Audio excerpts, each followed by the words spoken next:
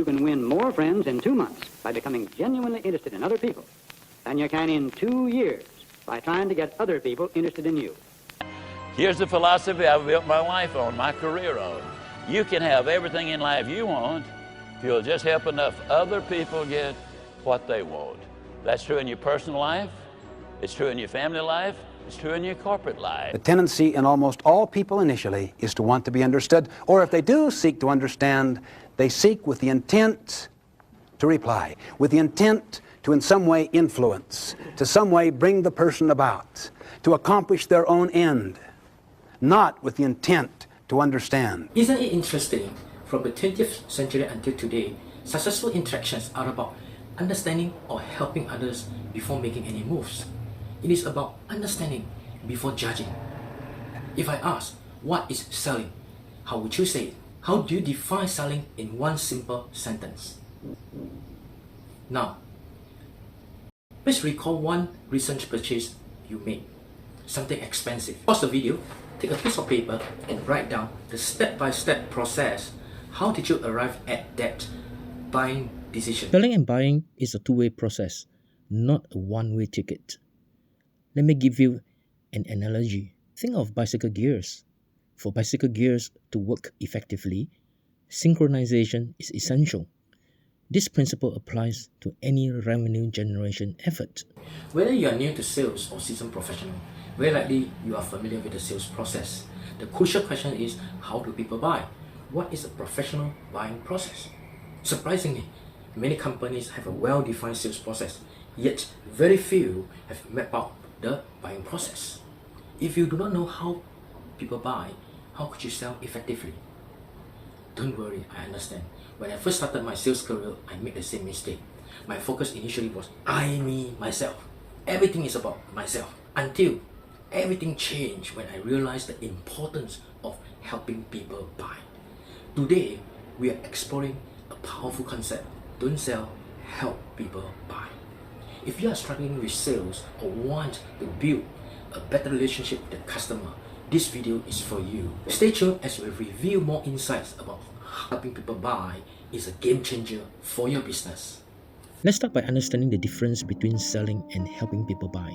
Selling often involves pushing a product or service, sometimes regardless of whether it is the right fit for the customer.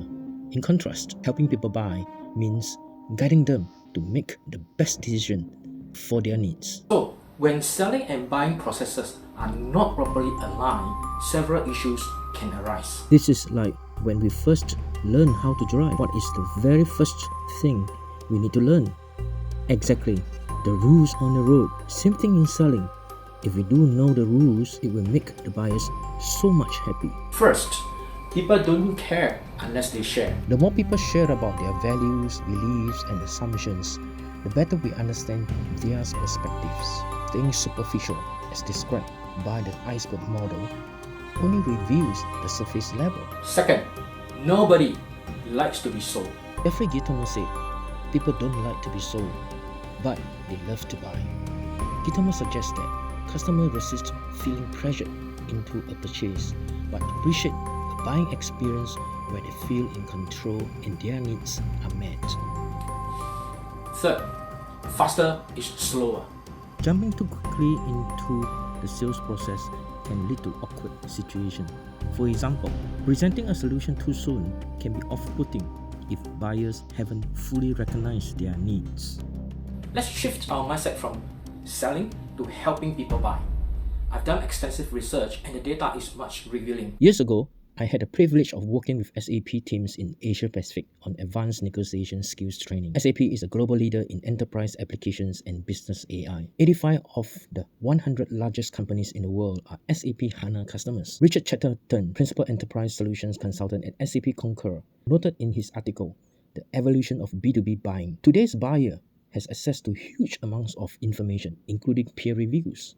Buyers are increasingly reliant on online content and digital assets to support a business case and buying decisions. This trend is supported by Gartner's research. In the futures of sales, by 2025, Gartner expects 80% of B2B sales interactions between suppliers and buyers to occur in digital channels. This shift towards a buyer-centric digital model has accelerated in recent years. The truth is, 33% of all buyers desire a seller-free sales experience, a preference that climbed to 44% for millennials. As digital natives, millennials, now decision makers, are far more skeptical of sales rep than previous generations. Gartner research also shows buyers typically spend only 17% of their time meeting with potential suppliers when considering a purchase. This insight reveals buyers' preference for shorter meeting times. Salesforce, a leading cloud-based software company, published the 6th edition of the State of the Connected Customer Report.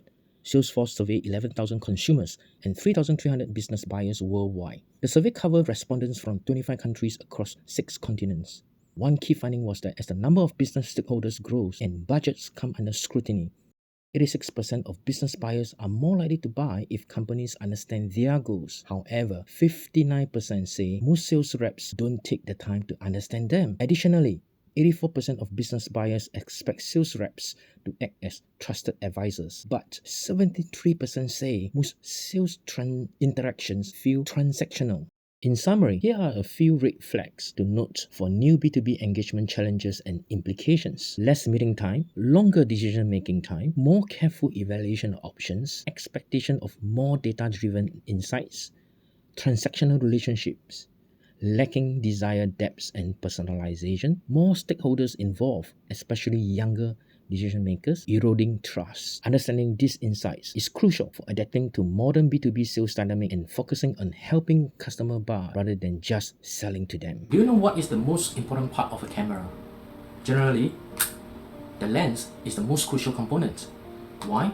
Because it determines how light is captured and focused on to the camera's sensor, significantly influencing the quality, clarity, and the sharpness of the image. To improve sales the real way is to focus on the right person, that is the buyer. Stop selling. Instead, start focusing on the customer. Forrester's research used a term called customer obsession.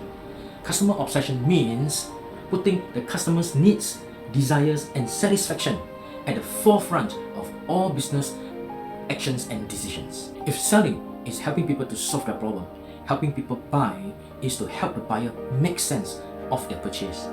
I'm sure if you can focus right, you are going to take a very beautiful picture. In summary, could you recall the bicycle gears? The selling process and the buying process need to be synchronized, be aligned in order to work better. Do you remember the driving rules? Nobody likes to be sold. Faster is slower. People don't care unless they share. Get them to share all the way down to their belief system about the values they are looking at, and sometimes you may even challenge the assumptions. And then we talk about the 7 red flags. Selling has become very tough, so do the right thing right the first time. Focus on the right thing. So to do this well and to increase the effectiveness, remember the camera. Focus on the customer's needs, the desires, and the satisfaction. In the next episode, I will share more insights about customer buying process. For now, I would like to thank you sincerely for watching in full. If you like,